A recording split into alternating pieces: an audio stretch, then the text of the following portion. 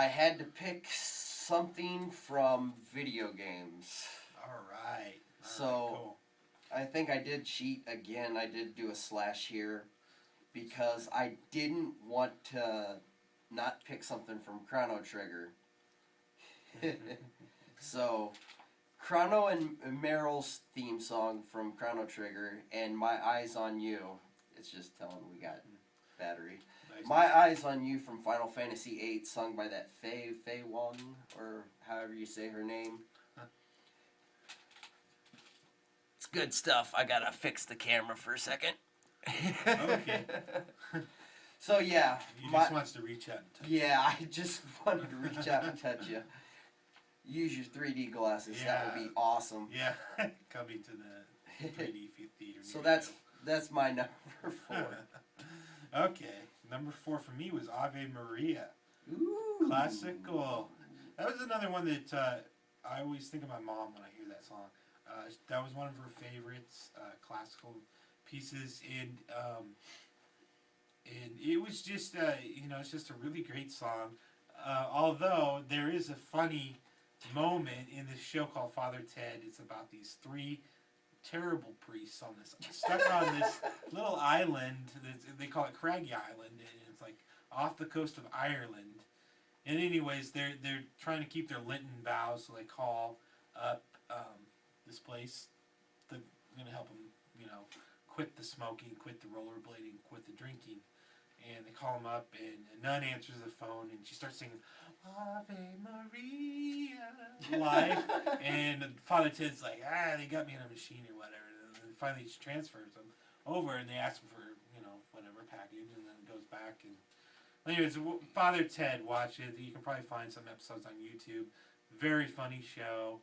But I like Ave Maria. It's just a great song. It's great at church. It's great. Yeah. Listening to it just as a peaceful, beautiful piece. Church actually, Rich Mullins, the church actually kicked out my only classical one I picked. I picked Beethoven's Moonlight Sonata. Oh, yeah. All 3 movements equaling the one song. Mm-hmm. Not just that beginning part that everybody knows. There's the happy part, and then there's the raged frickin' oh, yeah. Beethoven on steroids. Or beef oven. Beat oven if you're watching Bill and Ted. Yeah, beat Number 3 for me, actually 4 on down, I write that all their songs could have been on, because 4 was video game music. There's just so much to pick from. Oh. I could go on and on. Yeah. Video game stuff. We might have to make that genre. We might have to list, because actually I think we're having more fun with the list than we are. I think so. Anyways, number 3, the Beatles. Their entire catalog would have been fine for me, but to just pick one, I chose In My Life. In my life, I've loved you more. Not the Ozzy version. I love Ozzy, but he butchered that song. Yes. He slowed it down slower than it actually was. If you got to choose. There are days that I remember.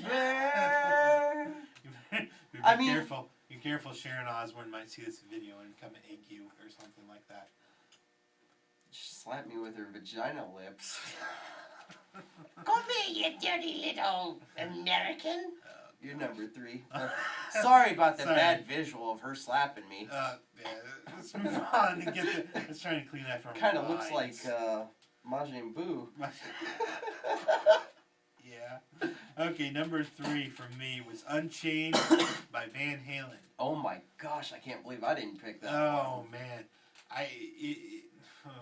That one just picks you right from the second you push play. You push play, you're done. Yeah, exactly. That's one of the ones that if you're using a tape player, you finish the song, you rewind it, and then you listen to it again. Or CD player, you push backtrack, listen to it again.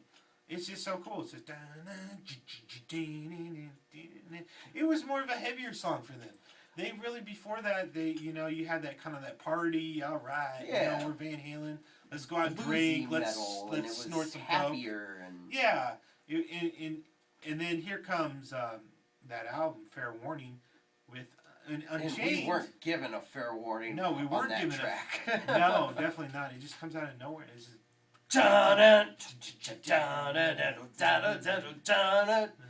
you hit the ground running, chained. and in the whole part in the middle, I love the part in the middle where Dave is talking to the guy.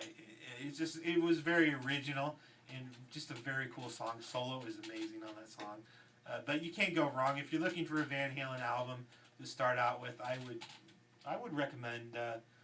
To start out with, I'd go with Van Halen 1. Van Halen 1. Yeah, I'd probably say that, but then I'd say Fair Warning would be up there. Because after like after Van Halen 2, all the David Lee Roth era would have like one or two good songs and a bunch of like they were drunk and pressed record and played random noises. Although there is one thing though about the song Loss of Control. Did you know that actually his that song actually influenced Pantera?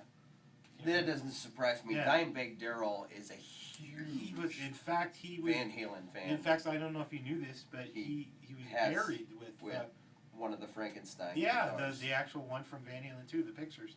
He's buried with that. So Eddie is a good guy when he can. Oh yeah. Well, Eddie, I don't understand Eddie at all, to be honest, because he's an interesting guy. He's either the biggest douche or one of the sweetest guys ever. Yeah. Watch Jason Becker's special about Lou Gehrig's disease.